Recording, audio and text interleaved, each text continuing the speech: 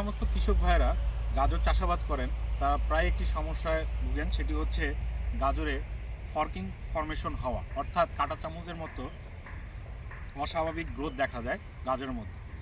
এটা কয়েকটি কারণে হয়ে থাকে, যেমন যদি আমার সিড বেডের মাটি শক্ত হয় এবং মাটিতে যদি নেমাটোডের উপস্থিতি থাকে, এছাড়া আমি যদি গাছের স্পেস কম দেই অর্থাৎ খুব ঘন লাগাই, সেই ক্ষেত্রেও ফর্কিং ফর্মেশন হতে পারে। তার আরেকটি কারণ হচ্ছে যদি বেডের মধ্যে পাথর বা ইট জাতীয় শক্ত পদার্থ থাকে, সেক্ষেত্রেও ফর্কিং হতে পারে। আরেকটি সবচেয়ে গুরুত্বপূর্ণ বিষয় যেটা কৃষক ভাইয়েরা অনেক সময় লক্ষ্য করে না, সেটি হচ্ছে যদি সঠিক পদ্ধতিতে আমরা গাজরের বেডে সেচ ব্যবস্থাপনা না করি, সেক্ষেত্রেও ফর্কিং হতে পারে।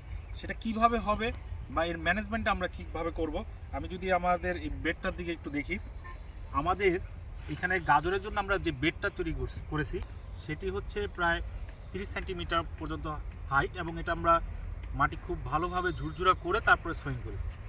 তো গাজরের সোয়িংয়ের পর থেকে প্রথম 60 দিন খুব গুরুত্বপূর্ণ, কারণ এই সময় তার জার্মিনেশন 18 থেকে 21 দিনের পরেই তার জার্মিনেশন শুরু হয়ে যায় এবং আস্তে আস্তে তার রুট ফর্মেশনের ধাপগুলো চলে আসে এবং 60 দিন পর্যন্ত তার কালার ডেভেলপমেন্ট হয়।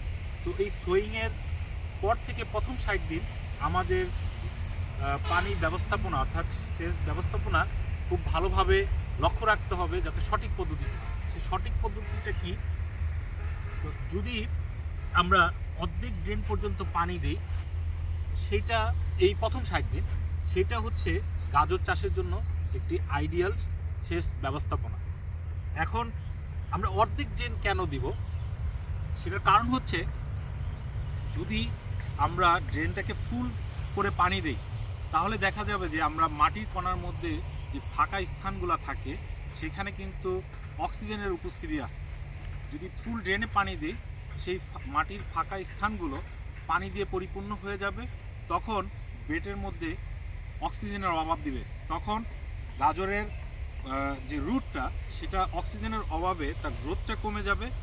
এবং আপনারা দেখতে পাচ্ছেন আমার হাতে একটি গাজরের ফর্কিং অলরেডি শুরু হয়ে গেছে। এটা আমাদের একটা এক্সপেরিমেন্টে আমরা সেট করেছিলাম। পানি আমরা স্যাচুরেট কন্ডিশনে অর্থাৎ এমনভাবে পানি দিয়েছি যাতে মাটির সকল ফাঁকা স্থানগুলো পানি দ্বারা পূর্ণ হয়ে যায়, অক্সিজেনের উপস্থিতি না থাকে, এরকম ব্যবস্থার মাধ্যমে অলরেডি এটা দেখতেছেন আপনারা ফর্কিং শুরু হয়ে গেছে।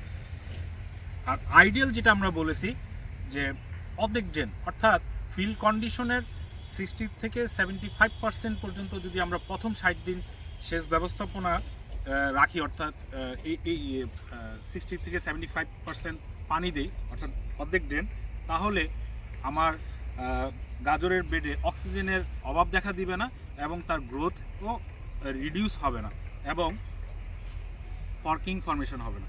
আরেকটা জিনিস হয়, যদি অক্সিজেনের উপস্থিতি কম থাকে বেডে গাজরের, সেক্ষেত্রে ডিসকালারেশন হতে পারে। যেমন আপনারা এটা দেখতে পাচ্ছেন, এখানে আমরা অরেঞ্জ কালার দেখতেছি, কিন্তু এই জায়গাটা ডিসকালার হয়ে গেছে।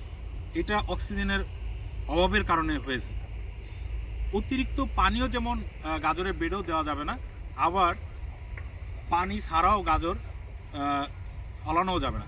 আমি যদি অনেক দিন জমিটাকে ড্রাই কন্ডিশনে রাখি, সেক্ষেত্রেও দেখা যাবে যে মাটির টেম্পারেচার বেড়ে যাবে এবং মাটিতে যে অণুজীবগুলা থাকে তার অ্যাক্টিভিটি বেড়ে যাবে এবং তারা মাটি থেকে অক্সিজেন গ্রহণ করবে। সেক্ষেত্রেও গাজরের যে রুট সে অক্সিজেনের অভাবে ভুগবে এবং তার ফর্কিং ফর্মেশন শুরু হতে পারে। তো আজকে এই পর্যন্তই। আশা করি আগামীতে নতুন কোনো বিষয় নিয়ে আপনাদের সামনে হাজির হব। সেই পর্যন্ত আপনারা সবাই ভালো থাকবেন। ধন্যবাদ।